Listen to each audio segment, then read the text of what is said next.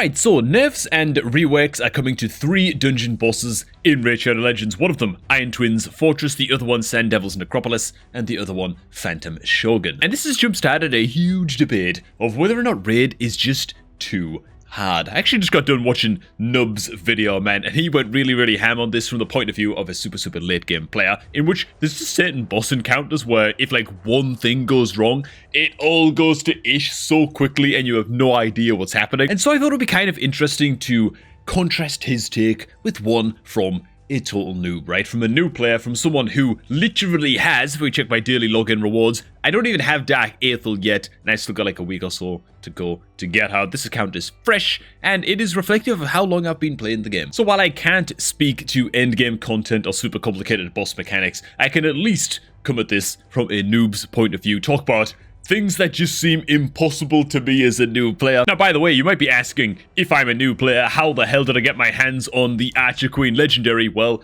I watched like 100 videos from Hell Hades, Nub Raids, Ash. All of the big content creators led everything I could. And it just happened that when I started off my account, I was super low account level. And I was able to win the tournament quite early on, man, and get my hands on Archer Queen. And I didn't even realize what I had at the time, but there you go. So just to get this out of the way, there are a lot of early mistakes that you can make as a new Raid player, right? It's all of like the obvious stuff when looking back, I don't know, was upgrading these gloves with flat defense as their primary stat all the way to rank 16. Was that really the best thing I could have done, you know? I don't know, as a brand new player, this is the kind of mistake you can make quite easily, right? You see a 6-star item and you just level it, waste a whole crap load of silver, not even realizing how suboptimal the item is. So you've got wasted silver, you've got ranking of bad champions, you've got things like opening shards outside of events and just spending resources on your account in general outside of events. But to be honest, these noob mistakes are not what makes the game difficult, I don't think. They're very punishing, but they're so punishing in such a way that I feel like you only make these mistakes once as a new player and then you shouldn't really be making them again. I suppose these mistakes sort of feel like noob traps, right? So what parts of the game am I still struggling with? What parts of the game actually make the game feel difficult? Before we get to that, if you haven't already, go ahead, make sure you input the promo code GameLeap to get your hands on 10 free experience brews, a free energy refill, and 100k silver. And speaking of new players, if you're looking to start off a new Raid Shadow Legends account anytime soon, maybe you're looking to kickstart a new free-to-play adventure or something like that, make sure to hit the promo link down below at the top of the video description box. Hitting that promo link is going to kickstart your account with a free epic champion and a bunch of starting resources, man, including some silver, some chicken action, and yeah, just a bunch of goodies to help get you on your way. Okay, man. Okay, first thing that's extremely difficult for me to learn as a new player is what all of these skills do in the game, dude. All of these buffs, all of these debuffs, all of these passive effects, it's way too much, and what's even worse is that, bro, why are these not, like, sorted in alphabetical order, man? Like, why do we have Decapitated, then Hex, then Leech, then HP, man? Then we go back to Fear, then we're back to the bees here with block passive skills. Come on, dude. Just organize these a little bit. That's all I'm asking for. That's thing number 1. Thing number 2, learning the bosses, dude. And it's not just about learning the bosses, right? It's about knowing how to counter each particular boss. But let's just stick on the bosses first and foremost. Dude, look at these mechanics. This is just Iron Twins. Like, as a brand new player coming into this is a Bible worth of text for me to run through, and for me to try and process, and then for me to try and come up with champs that I could feasibly use to build an Iron Twins team to take this thing down. And then bearing in mind that, as a new player, there are 800 and counting champions in this game. I know what about 40 of them do. Right? So actually trying to come up with a team to take on a dungeon that I'm not familiar with is just impossible. I don't know what the hell to do. And I feel like if third-party websites didn't exist, right, and YouTube guides and all of that stuff that I could actually check in on, dude, I would be so lost. I would be so lost in Raid. Like, if the internet didn't exist, I wouldn't know what the hell to do. And I think what's really frustrating about this as a new player is that you have a little tab up here called Teams of the Week. And so you think, oh, bro, if I click on this, the game is gonna reveal to me a bunch of champs that I could feasibly build and use to take on Iron Twins. Let's take a look. Oh, God. Huh? I don't recognize any of them. I don't know what the hell, like, what is this? Why are they all legendary? I have like 3 legendaries on this account, and I've been playing for nearly 3 months at this point. My God, I think I recognize... Okay, let me just actually go through here. And bear in mind, I'm the kind of player that likes to really do my homework on the kind of champs that I should be collecting in a game like this, I've got a whole bunch of videos covering rare and epic champs that are really, really well worth keeping and leveling and maxing and stuff on this channel, and that's all based on my research and based on my homework, you know, just the kind of guy I am, right? So I'm gonna run through these champs real quick and just note which ones I actually recognize. So I know Geomancer. That's great, okay? I recognize one guy on this page. On this entire page so far, I recognize one champion, okay? Keep on going on down. So this is like, the average new player might not even know who Geomancer is, by the way. I know Farrakhan the Fat. I know Farrakhan. There he is, okay? Who's this again? Drexthar. Drexthar, you get that guy from Tag Arena. Okay, so there's 2 champs in this team that I recognize. The rest of them on this page, I have no idea who they are, okay? Keep on scrolling down. There's Ninja. I know that because, well, it's literally Ninja. Like, what do you mean? Everybody else? Nope. I don't recognize anybody else here, dude. I don't recognize nobody on the bottom line either, okay? So this Teams of the Week list, I have... what's it for? Who's it for, man? Certainly not for me. Certainly not for the players like me who it should be the most useful to, man. This should be here to really help me out. This is the kind of feature that I would describe as a newer player to be anti-helpful, okay? It's actually just demoralizing for me to click on Teams of the Week and just be like, wow, I suck. So you know what would really, really help Teams of the Week? Like this button right here?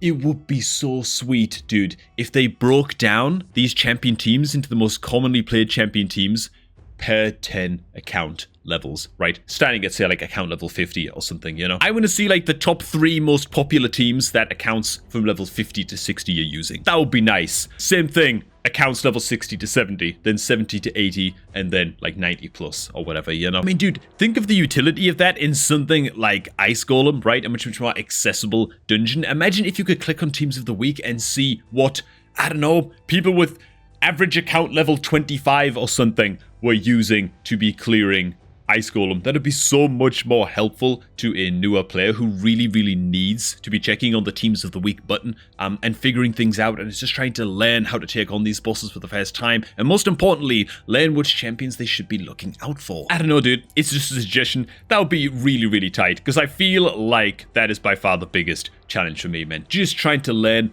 all of the champions in the game so that you can then put the puzzle pieces together to take on a boss for the first time. It's so difficult, and without third-party help, I don't know what the hell I'd do, like I've already mentioned. Now, if I head on into my champs, another thing that would be really, really tight, let's just take War Maiden, for example. War Maiden, good, classic champ. Click on the reviews button. Ooh, what's this, dude? We have a recommended artifacts button. Well, here's another thing that you gotta learn as well. You gotta learn how to gear your champs. Thank Christ for hellhades.com. Okay, that's all I'm saying. But in the meanwhile, while I was a brand new player and I'd only been playing for a few weeks, I actually believed that the recommended artifacts were, like, good on a champion, and they're just not. They're, like, horrible. Okay, I mean, accuracy you can make a case for, of course, on some champs if you're lacking perception gear. Fair enough. But, like, offense? Like, what is this, man? Let's go on Spirit Horse. What's it recommending? It better be recommending speed. Okay, try it. It's actually got Spirit Horse pretty on point and correct. Let's take, like, Hitatsu, man. What's the say for Hitatsu?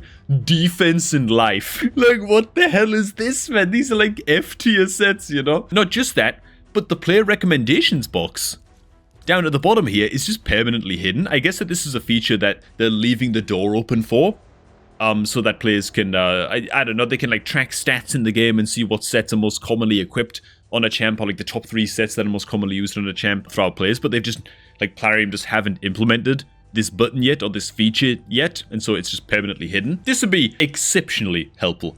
A billion times more helpful than the default recommendations. I really, really hope that they implement player recommended sets as soon as humanly possible, especially because for some odd reason you have to pay silver to unequip items from your champions in this game, which I don't know what the logic behind that is, right? You give your champion an item and then they hold that item ransom. No, I'm not giving it back, man. I'm not giving it back. You gotta buy your items back from your champ after gifting it to them. I mean, Christ, you summon them into existence and they can't even do you the decency of giving you back the item that you borrowed to them. Which, you know what, again, once you learn that mechanic as a new player, like, oh my god, I need to pay my champs just so that they give me their gear back. So if I, like, equip something, I've got to be very, very sure that I'm going to use it on a champ. That sucks. It's the kind of mistake you make only once. Having player recommended sets Like, instead of having the default gear recommendations straight up lie to you as a new player, okay, and get you to equip crap on your champs that you are going to spend silver to pull this defense gear off Hatatsu, for example. How about we just have recommendations that actually make sense? Okay, that's all I'm saying. It would really reduce the rate at which new players, like I was, are slamming items on champs that just really don't belong. And so yeah, I guess there's a little bit of a theme emerging here, man. As a new player, a lot of the biggest challenges that I have a few months into the game is still game knowledge. And again, I'm the kind of guy who does a lot of homework on games before I start blasting them on YouTube, but I really do my best to be learning something new every day about the game and all of that good stuff, you know. And even I'm still struggling, man. It's just game knowledge stuff. There's just a hell of a lot to learn. In fact, this is another thing that they could also change. If I go ahead and find this slippery, oily man known as Grimskin, there he is.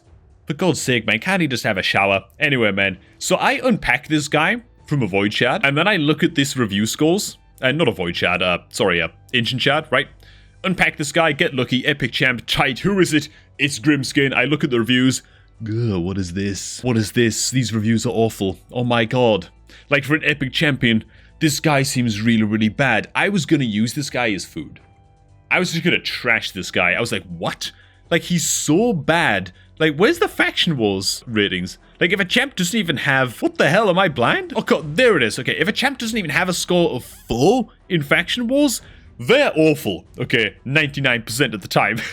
I was gonna use this guy as food until somebody in the comments of the video in which I pulled this guy informed me that, in fact, Grimskin was buffed at some point in the not-so-distant past, I guess. He was actually buffed up, and he's actually a pretty damn good Faction Wars champ now, and you might as well hold on to him as a new account. Which maybe that's not saying that much, because as a new account, you're kind of, you're just kind of grasping at any resources you can, right? Especially in things like Faction Wars, so maybe he's still kind of crappy, but the point is that these ratings are wrong, okay? These ratings are actually incorrect. Is Grimskin an incredible champion? Probably not, but he's not a 3.9 in Faction Wars anymore, okay? He was buffed, and for some reason, his ratings were not updated. Why? Dude, why would his ratings not be reset? I don't understand that. Honestly, I almost feel like ratings should only be kept up to date with any new ratings received within the past 6 months. Keep it updated, keep it super, super fresh, right? Only take into account recent player ratings for a champion. Why? Because sometimes a new boss comes out, or a new piece of content comes out, or a champion gets buffed, and suddenly they become relevant in content that never used to exist, or a boss got, like, reworked, and now this champion works really good, or they get buffed, and they're just not this terrible anymore, and the ratings are just a myth, you know? So again, as a new player, this is really not helpful, man. I feel like elements in the game that should be helping me out as a new player end up potentially misleading me. It's just not cool, man, and so... Once again, dude. Oh my god, hellhades.com. What the hell would I do without it, man? And you know, man, that's about all I got. Hey, thanks so much, guys, for getting us to 1,000 subscribers just last night. That's awesome as hell. It's crazy as hell. Can't believe we hit this milestone. It's awesome. And if the poll we did on the channel a couple of weeks ago is to be believed, then actually, like, about 50% of you guys have only been playing Raid for about 1 to 6 months yourselves as well. So, a lot of beginner players in this channel as well. So, if there's anything you're struggling with, make sure to plop it down in the comments too. Get a little bit of a discussion going, and maybe some more experienced players can lend some tips and advice to make Raid just a bit more simple for us noobs. While you're down there, make sure to hit like on the video, and of course, subscribe to follow my journey from noob to pro. And as always, if you're looking to kickstart a new Raid Shadow Legends account, make sure to do so by clicking on the promo link down below at the top of the video description box to start off your new account with a free epic champion and a bunch of starting freebies. It's going to be sweet. Thanks for watching, guys. Do enjoy the rest of your day. And I'm going to catch all of you all just a tad bit later, man.